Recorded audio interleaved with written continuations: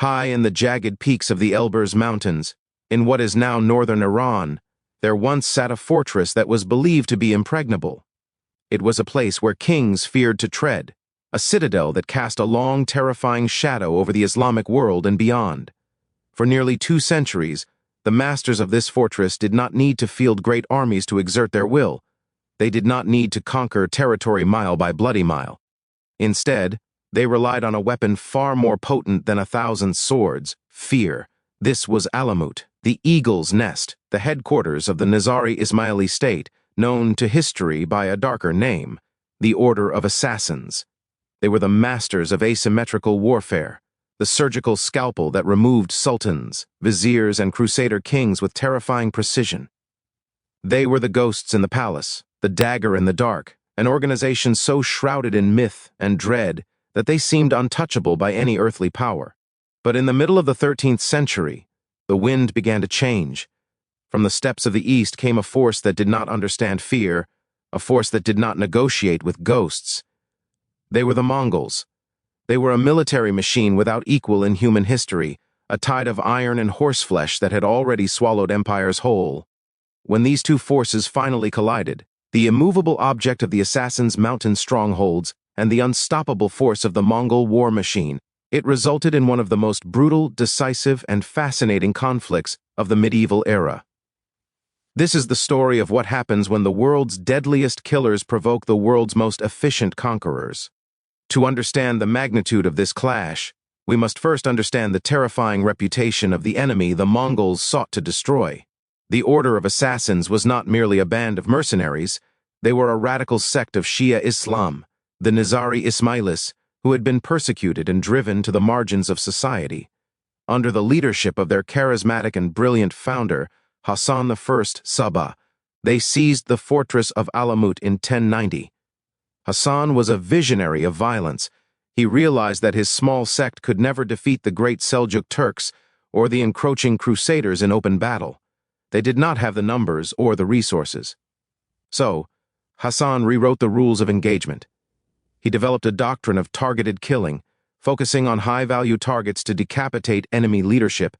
The agents of this doctrine, the Fida'i, were unlike any soldiers the world had seen. They were not driven by coin or feudal obligation, but by an absolute, unshakable religious devotion. The legends say they were drugged with hashish and shown mock paradises to ensure their loyalty, though historical reality suggests their devotion was intellectual and spiritual, born of intense indoctrination. Regardless of the method, the result was a sleeper agent who would wait for months, sometimes years, gaining the trust of a target before striking in a public place. They did not seek escape. To survive the mission was shameful, to die was to enter paradise.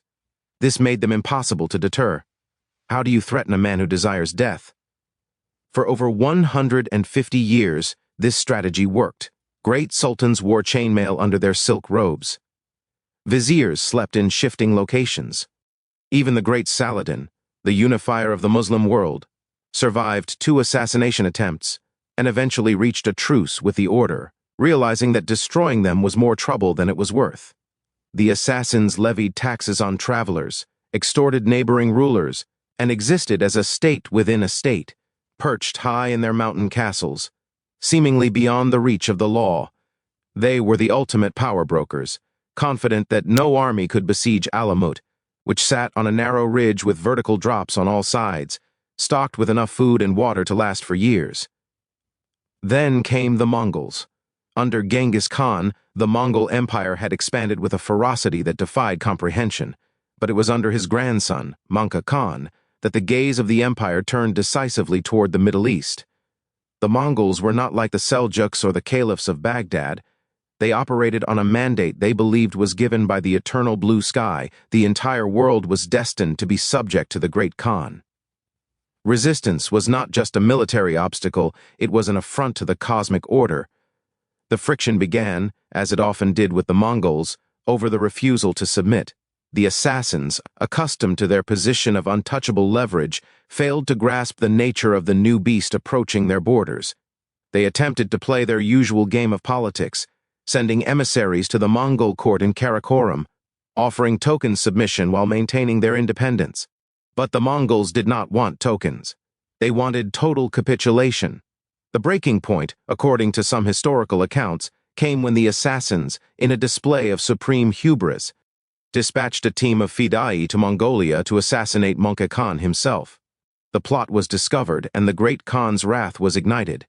He did not just want the assassins defeated, he wanted them erased from the pages of history. The task of extermination fell to Mongol's brother, Hulagu Khan.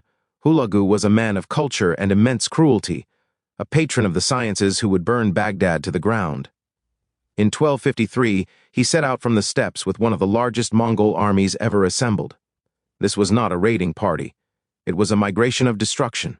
It is estimated that 1 out of every 10 fighting men in the entire Mongol Empire was conscripted for this campaign. As they moved west, the ground shook. They brought with them not just archers and lancers, but a corps of Chinese engineers, experts in the art of siege warfare. They carried the technology to bring down walls that had stood for centuries, traction trebuchets, heavy catapults, and flamethrowers using naphtha. The march of Hulagu was slow and deliberate. He was in no rush. The Mongols spent years securing their supply lines, clearing the roads, and gathering intelligence.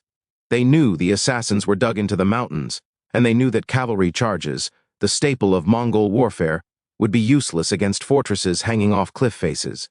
This would be an engineering war. Hulagu's strategy was to isolate the castles one by one, cutting off communication and support, and then crushing them with overwhelming mechanical force. By 1256, the Mongol juggernaut had crossed the Oxus River and entered Persia. The psychological impact was immediate. The local rulers, who had long feared the assassin, now feared the Mongols far more. They flocked to Hulagu's banner, offering supplies and laborers. The assassins were suddenly alone. The fear they had cultivated for decades evaporated in the face of a greater terror. The Grand Master of the order at this time was Rukn-al-Din Kursha. Unlike his iron-willed predecessors, Rukn-al-Din was young, inexperienced, and frankly terrified. He watched from his high walls as the valleys below filled with the smoke of Mongol campfires, a sea of tents stretching to the horizon. Hulagu did not immediately attack Alamut. He dismantled the outer defenses of the Ismaili state first. He targeted the lesser fortresses, testing the resolve of the defenders. The Mongols used a combination of diplomacy and brutality. If a castle surrendered, the people were spared, though the fortress was dismantled. If they resisted, the slaughter was total. This binary choice was the hallmark of Mongol warfare: submission or death. There was no middle ground. The noose tightened around the assassin heartland in the Rudbar Valley.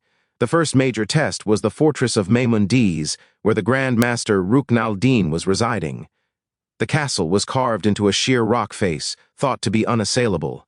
But the Mongols did not look up at the walls in despair. They looked at the geography and calculated. The Chinese engineers surveyed the angles.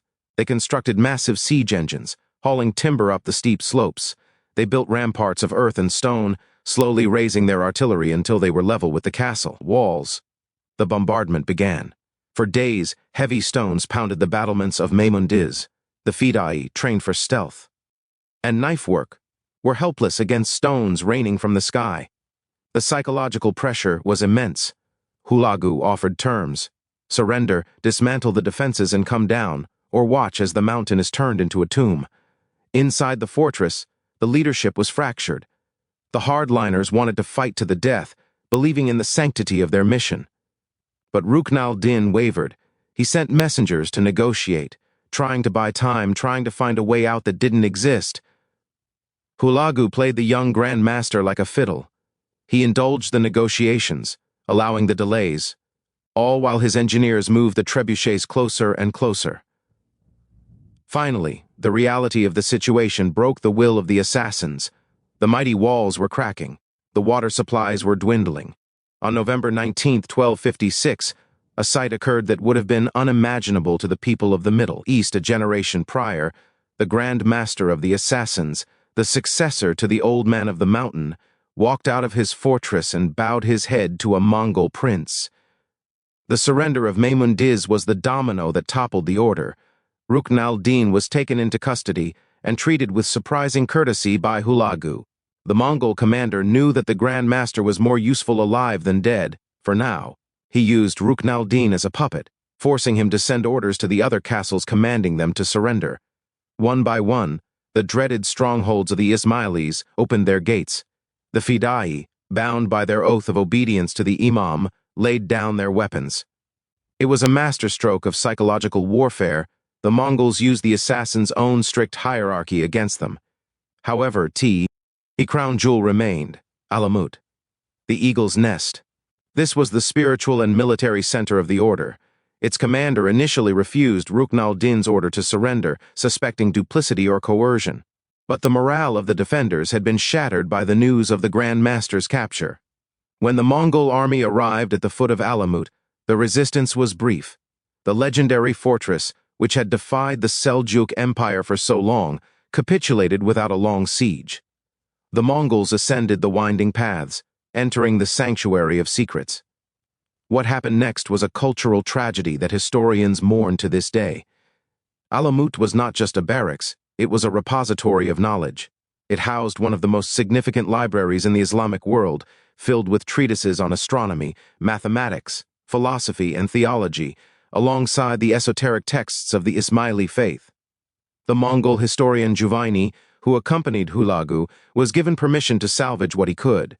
He selected a few Qurans and scientific instruments, but the rest, the theological works, the archives of the order, the chronicles of their history written in their own hand, were condemned as heretical. They were thrown into the fire. The history of the assassins was largely written by their enemies because their own voice was turned to ash in 1256. With Alamut taken, the dismantling of the Ismaili state was systematic. The castles were demolished, their walls torn down so they could never again harbor rebels. But the human cost was far higher. Once the castles were secured and the utility of Rukn al-Din was exhausted, the Mongol mask of civility dropped. Rukn al-Din requested to visit the Great Khan in Mongolia to plead his case. He was sent on the journey, but he never arrived. On the way back, or perhaps upon arrival and rejection, he was executed, trampled to death, or put to the sword. The accounts vary. Following his death, a directive went out from the Mongol command: exterminate the Ismailis. It was a purge. The garrisons that had surrendered were rounded up and slaughtered. In one instance, thousands of Ismailis were gathered under the pretense of a census or a gathering for distribution of goods, only to be surrounded and cut down. The Mongols hunted them through the mountains. The Fidai, who had spent decades striking fear into the hearts of individuals, were now the victims of industrial-scale violence. The order that had terrified the world was effectively liquidated in a matter of months. There were pockets of resistance, of course. The fortress of Gerdku held out for years, a testament to the tenacity of the remaining defenders and the difficulty of the terrain, but it was a siege of attrition that ended in inevitable death. Another faction in Syria managed to survive by pivoting and eventually becoming mercenaries for the Mamluks, but the independent, sovereign state of the assassins, the power that could checkmate kings, was gone. The clash between the Mongols and the assassins serves as a brutal lesson in the evolution of warfare. The assassins represented a specific type of power, precise, psychological, and reliant on the fear of the unknown. They thrived in a world of fractured politics, where removing a single leader could shift the balance of power. They were players of the great game of the Middle East, but the Mongols were playi. A different game entirely. They did not care about the balance of power. They sought total domination. They did not fear the death of a leader because their system was robust, meritocratic, and vast. If a Mongol general died, another took his place. The threat of assassination, which paralyzed the Seljuks, was meaningless to a horde that numbered in the hundreds of thousands and operated with hive-mind discipline. Moreover, the conflict highlighted the triumph of engineering and logistics over geography. For centuries, the mountains were the ultimate defense. The assassins believed their remote location guaranteed their safety. The Mongols proved that with enough resources, enough labor, and superior technology, no mountain was high enough. They brought the siege to the summit. They turned the geography against the defenders. In the aftermath, the silence that fell over the Elburz Mountains was profound. The busy network of Ismaili fortresses, once buzzing with messengers, scholars, and warriors, became ruins frequented only by the wind. The Mongols moved on, their eyes set on Baghdad, where they would inflict an even greater catastrophe on the Islamic world. But the destruction of the assassins remained one of their most significant military achievements. They had done what the Seljuks, the Abbasids, and the Crusaders could not. They had killed the unkillable. Today, the ruins of Alamut still stand, crumbled and weathered, a tourist destination for those willing to make the climb. The Nizari Ismaili faith survived the massacre, evolving into a peaceful and spiritual community that exists to this day, far removed from the militaristic shadows of the past. But the legend of the old man of the mountain and his hashish-eating killers endures in folklore and pop culture. However, when we look back at the history, we must look past the myths of leaps of faith and daggers in the dark. We must look at the cold, hard reality of 1256. It was the year when the ultimate individualists met the ultimate collective. It was the year the scalpel met the hammer. The assassins believed they were the masters of death, but in the Mongols they met its true architects. The clash was total, the victory absolute. And in the end, the order that lived by the shadows died in the blinding light of the Mongol fires, leaving behind only ruins and a story that whispers across the centuries. A warning that no fortress is high enough when the horizon begins to move. The narrative of this conquest is not just about the fall of a sect. It is a window into the terrifying efficiency of the Mongol Empire at its zenith. It demonstrates how they adapted to every enemy they faced. Against the knights of Europe, they used mobility. Against the walled cities of China, they used patience and starvation.